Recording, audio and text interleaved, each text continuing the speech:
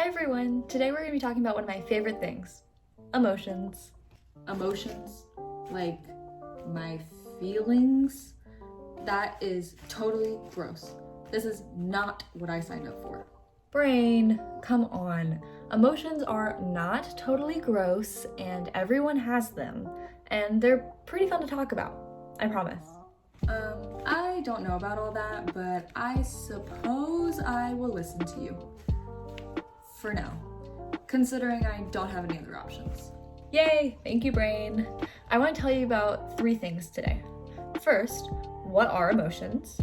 I think the answer may surprise you. Then, where do emotions actually come from? And lastly, I want to give everybody some skills that you can use when you're having strong emotions. Okay, I guess that doesn't sound too bad. So, what are emotions? Well, first, why don't you try and tell me what you think emotions are? Emotions are the way you feel when something good or bad happens. They're something we're born with, and everyone shows emotions the same way. Well, that is what we used to believe. That idea of emotions is called the classical view. And unfortunately, it does have some issues. Mainly the idea that all emotions are expressed the same way and that we have no control over our emotions. Oh, well, what are emotions then? I'm glad you asked. Emotions are short-term feelings that are linked to specific situations. They are predictions that your brain makes about what it thinks is going to happen and what reaction would make you the safest. Sometimes this works out really well. If your brain thinks that you are about to be in danger, it can make you feel scared, therefore keeping you safe. But sometimes your brain gets it wrong, and this is where emotions can be really confusing. My feelings do confuse me sometimes, like when I get really angry at tiny things. That can be really hard to handle. I understand, brain. One way we can understand our emotions better is by understanding what 3 things make up the ingredients of emotions. Tell me. Well, the 3 things are our current situation, our physical body, and our past experiences. But let me explain each one a little bit more. Yeah, you're gonna have to do that. So, first, our physical body. This is pretty much saying that the healthier that our physical bodies are, the more energy we have for our feelings. So, if I'm healthy, I won't get sad? No, not exactly. Think about it like this.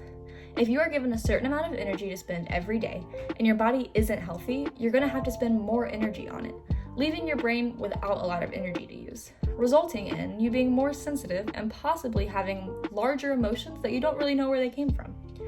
But if your body is well taken care of and super healthy, then you have more energy to spend on your brain, and you are less likely to have big emotions that come out of nowhere. Oh, okay. This actually makes a lot of sense. But I'm the healthiest person I know, so I don't really think that that's my problem. Okay, brain, whatever you say. The next ingredient in creating our emotions is our current situation.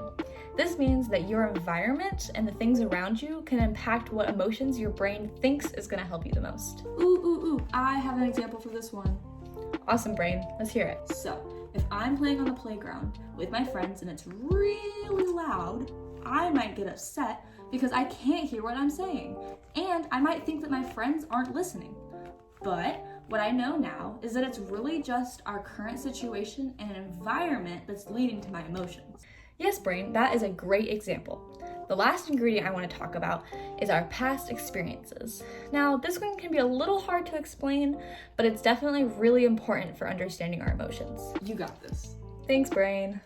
So, what we've learned is that our emotions are predictions made by our brain about what it thinks we are going to need. So, one way it makes those predictions is by taking information from our past and applying it to our current moment. Oh, very interesting. Can I try out another example for this one? Absolutely, brain. So, if in the past I dropped a plate and it broke, and then my mom got really upset, if it happens again, I may get sad or scared or even frustrated before my mom even knows about it because my brain is making a prediction that she is going to be upset. And it makes this prediction because that's how she felt the first time.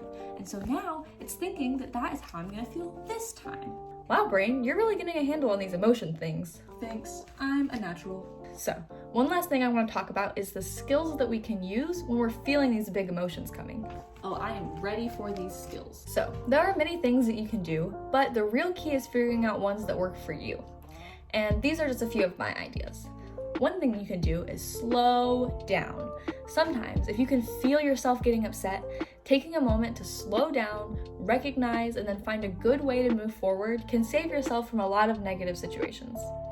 Another thing I like to use is I statements. This could be something like saying, I feel angry, I need to be alone, I am feeling sad. This is a really good tool because it not only tells yourself, but also the people around you that you're having a big emotion and that you know that you're having a big emotion, but you're not quite sure what to do about it yet. I have one. What if you removed yourself from a situation when you're feeling overwhelmed? That's a really good one, Brain. That can help you calm down and give you the space to be alone. The biggest thing to remember is that emotions are not a reflection of who we are. We can't control what happens to us, but we can control how we react to it. You know what? What, Brain? Maybe feelings and emotions aren't as lame as I thought. They happen to everyone, and now I feel more in control than ever. That makes me so happy, Brain, and I mean it.